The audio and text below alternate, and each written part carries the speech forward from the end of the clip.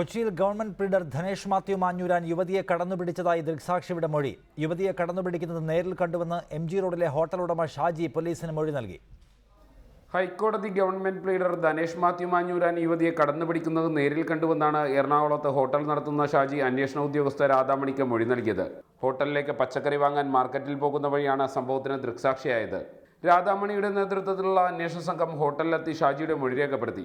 ധനേഷ് യുവതിയെ കടന്നുപിടിക്കുന്നത് കണ്ടുവന്ന് ഷാജി റിപ്പോർട്ടറോടും പറഞ്ഞു. അന്ന് സംഭവിച്ചത് ഏതാണ്ട് ഒരു 7 മണി അടുക്കായി തോന്നുന്നുണ്ട്. ഇദ്ദേഹം ആ ബസ് സ്റ്റോപ്പിന് ഈ പറഞ്ഞ ആരോപിതനായ വക്കീൽ ബസ് സ്റ്റോപ്പിൻ്റെ അവിടെ വെച്ച് ഒരു പെൺകുട്ടീനെ കയറി വട്ടം കയറി പിടിച്ചിട്ട് ആ പെൺകുട്ടി ഒച്ചെടുത്ത് കഴിഞ്ഞപ്പോൾ അത് എഴുന്നേറ്റ് ഓടി അങ്ങേര്. ഓടിക്കഴിഞ്ഞപ്പോൾ ആൾക്കാർ ബാക്കിൽ ചെന്നു ആ ഗവൺമെൻറ് ജംഗ്ഷൻ്റെ അവിടെ വെച്ച് പിടിച്ചായിരുന്നു. പിടിച്ചപ്പോൾ അന്ന സംഭവം എന്താണെന്ന് ആർക്കും മനസ്സിലായില്ല. എല്ലാവരും വെച്ച് മാല പൊട്ടിച്ച് എന്നുള്ള ഒരു ഇതായിരുന്നു. പിന്നെയാണ് അറിഞ്ഞത് ഇങ്ങനെ ഒരു സംഭവം ഉണ്ടായി എന്നുള്ളത്. ഞങ്ങൾ കണ്ടതാണത്.